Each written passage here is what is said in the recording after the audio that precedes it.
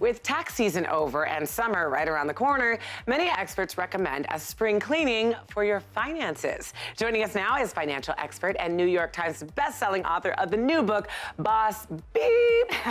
I can't really get that high, but I tried.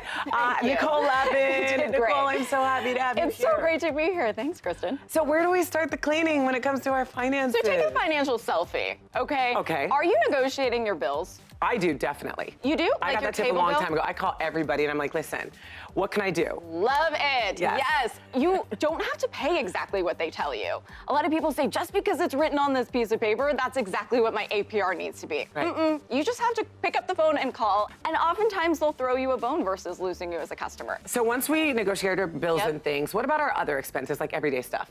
So I like to look at a spending plan for your money instead of a budget. Like a regular diet, when you think of a diet, kind of feels like scary. Yeah. So I break down your spending plan into the 3 E's: essentials, endgame, and extras. So 70% of your overall budget goes to your essentials. So that's all the stuff you need to live on every single day. And then 15% to the end game, and then 15% to the extras, so all your fun money. You know what I love that you say? It's get that latte. A lot of folks will say to me, Nicole, I did so good. I cut out my morning latte. Yeah. So I bought myself a Gucci purse. Ooh. And I'm like, hold on. So remember we talked about the financial diet Yes. being like a regular diet. If you allow yourself small indulgences, you won't end up binging later on. Nicole, so much great information. Thanks for stopping by.